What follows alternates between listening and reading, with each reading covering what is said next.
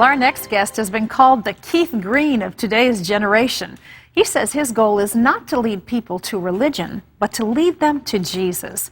Please welcome worship leader Jason Upton as he sings Father to the Fatherless. I don't know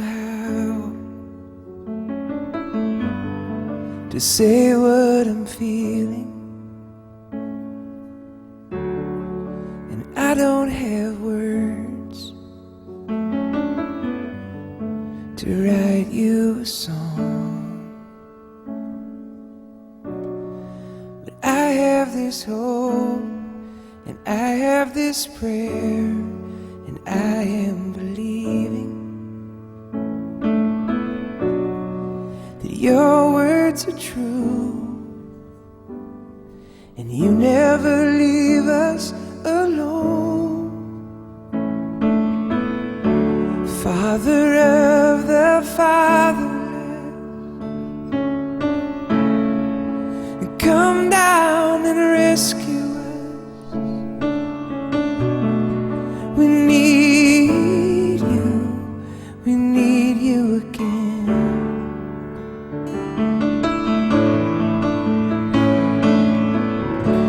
Friend of the friendless, come down and visit us. We need you again.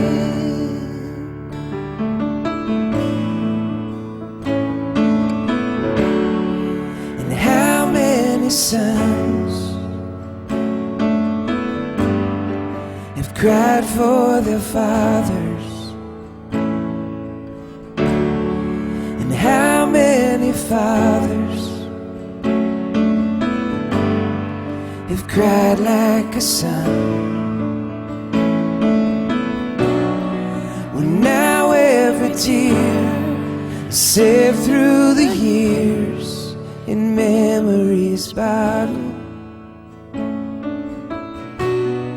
becomes the fine wine you serve to the children of God. Father of the fatherless, come down and rescue us.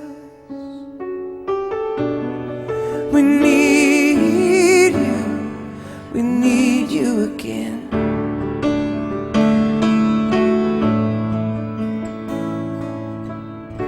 Friend of the friendless, come down and visit us. We need you again.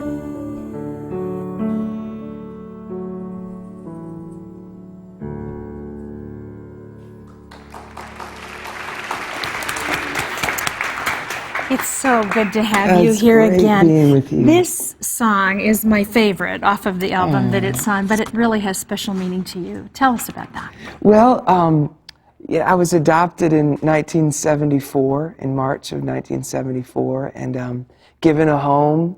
And just recently, as I was writing this song, actually, I was in the process of meeting my biological family. Wow. Found out that my biological mother lives in Minneapolis, had given me up for adoption, prayed over me, prayed that I'd be a worshiper, wrote a little letter and a little note. Of course, back then it was closed adoptions out of Minneapolis. And as I was actually writing this song, I was introduced to them and my biological father, and found out that my biological mother was listening to worship in a prayer room at Redeeming Love Church, my worship, for years, and didn't even know it was me. You were her son. And wow. and that process of adoption, you know, even the process of meeting my biological family, really made me value, you know, what my parents gave me, and wrapping their arms around me, and my dad playing ball with me and catch with me and spending time with me and bringing me to church. And it was almost like as we met,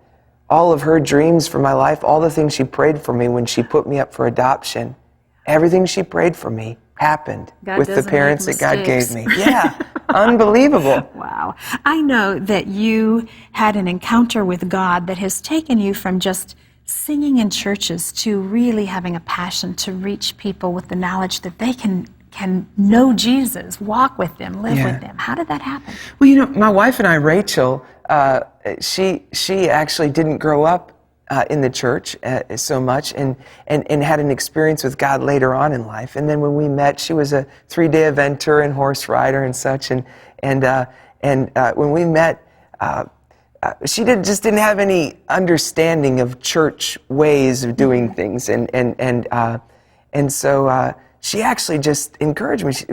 We'd be at the house worshiping, I'd be singing songs, and she got me a piano one year in like 1995 and to play in a worship room. And I just started singing songs in the worship room. She said, for some reason, the stuff that comes out of you when you're just singing your heart and being real is so powerful. Why don't you just sing that? Instead of performing. And I thought, well, I grew up in the church. You gotta, it's like you learn to perform sometimes in church for the glory of God. You think, Sometimes people even expect that. Expect it. But Rachel really taught me about just being myself. And so I just started singing my heart, and so that's what I keep doing. I think it's one of the things about your music that's so precious is it leads us into a place of non-performance with God, but just letting us receive His love and understanding what it means for Him to be our Father. And I think maybe even your own circumstances in life, God has used to put that into your music so that the rest of us People ask me all the time, they say, why do you talk so much about the Father, adoption, the spirit of adoption? Because the revelation of the spirit of adoption is that when Paul used that term, what he meant was that was a legally binding contract, that he used it specifically to show that to be a blood child, you could be disowned and disinherited, but to be adopted meant that you could never be disowned and you could never be disinherited. It's forever. And so, so that's the good that news. enters our worship, That's doesn't the it? amazing news. I want to mention that the album that Father of the Fatherless is on is Between Earth and Sky, which is awesome. You've got some great songs on there about your kids as well. And then Beautiful People is your most recent release, right? Yeah. So I want people to know that you can get a hold of this. They're available across the country. And Jason's got such a great message. By the way, this is appropriate. Today is November 1st. This is National Adoption Month. If you'd like to know more about what CBN and Operation Blessing are doing to touch the lives of orphans around the world, visit cbn.com. Go to Orphans Promise and you can find out about that. Thank you for your passion and your heart for this. It's great to see you again.